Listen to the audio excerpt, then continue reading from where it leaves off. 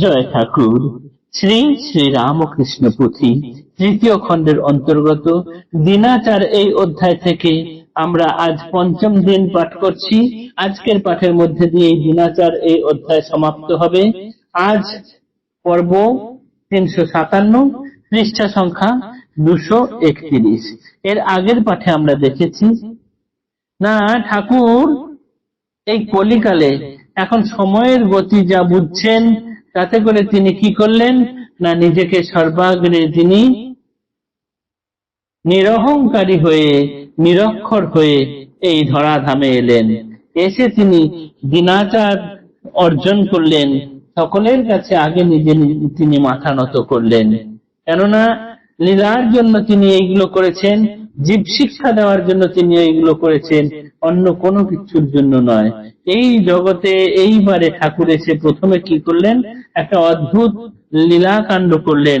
সেটা হচ্ছে না নিজে আগে সর্বাগ্রে তার সামনে যে মদমত্ত শির থাকে, সেই মদমত্ত শির অর্থাৎ অহংকারে মত্ত হয়ে যে মাথা উঁচু করে আছে, সে মিথ্যা বিদ্যার অহংকার বা শাস্ত্র পাঠের অহংকার যাই হোক না কেন, তাতে অহংকারে যার মাথা উঁচু করে আছে, ঠাকুর তার কাছে প্রথমে মাথা নত করে নেন।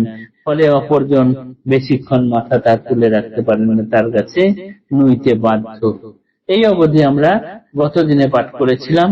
তারপরে আজ আমরা দেখব না ওই দীনবন্ধু ন্যায়শাস্ত্র ঠাকুরকে যে প্রশ্ন করেছিলেন, তার যথাযথ উত্তর তো পাননি।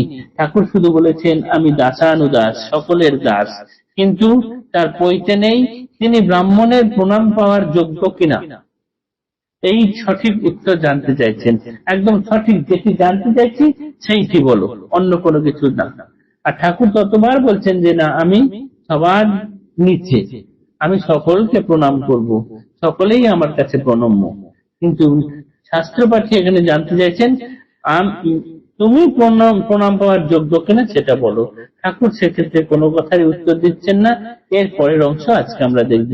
সন্ন্যাস আচার কিনা ন্যায় রত্ন জবে, ফাঁকি ধরি জিজ্ঞাসা করিলা প্রভু দেবে, হেন দীনতম ভাবে প্রভু দিলা সায়, সন্ন্যাসী ভাবের অহং গন্ধ নাহি তাই।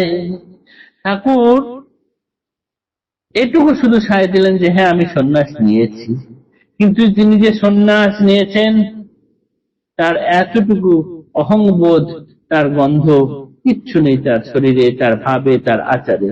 তিনি এইরকম দিনহীন ভাবে বলছেন আমি ভক্ত, আমি ত্যাগী, যোগ তপাচারী, এ ভাব অন্তরে যার সেই অহংকারী, বিষম মদের ফল ফল যেন বিষে, অহংকার অভিমানে ত্যাগ ভক্তি নাশে, কি কঠিন মদত্যাগ মদমত্ত মন, কেমনে কহিব তোরে কি আছে বচন, লোহার কাঠিন্য কিবা থাকে দেখো তাই, আগুনে গলিলে পরে সলিলের প্রায়, নাহি থাকে আপন স্বভাব ধর্ম রীতি, তেন মদহীনে হয় ত্যাগীর প্রকৃতি, গুরুর কৃপায় পেলে ইহার আভাস, তথাপি তাহে থাকে আমি তেরো বাস, শূন্য ঘৃত কুম্ভবৎ যেন উপমায়, আগুনে পুড়িলে তো ভূগন্ধ নাহি যায়,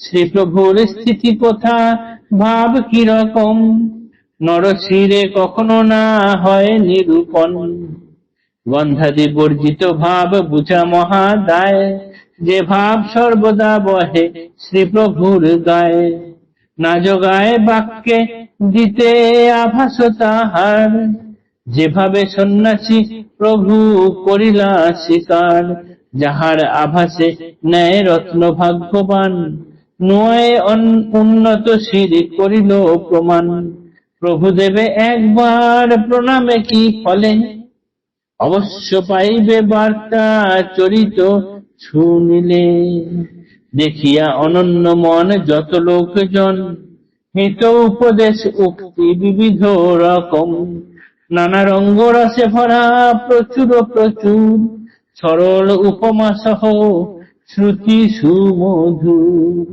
কহিতে লাগিলা প্রভু হেন মিষ্ট ভাবে, দুর্বোধ্য যদিও মূর্খে বুঝে অনায়াসে, শ্রীপ্রভুর দীন ভাব দীনতম রীতি, উন্নত হইয়া এত সহজ প্রকৃতি। উচ্চতম জ্ঞান তত্ত্ব সকল সরল ভাষায়, বর্ণিবার মহাশক্তি যুক্ত রচনায়।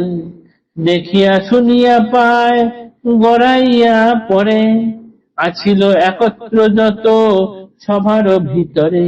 শ্রবণ মঙ্গল শুন প্রভুর আচার, ফুটিবে চৈতন্য যাবে অজ্ঞান আধার। পাইবে শ্রী প্রভু দেবে দেবে ধ্রুব কর্ণধার, অপার সংসার অর্ণবে যাহে হবে পার।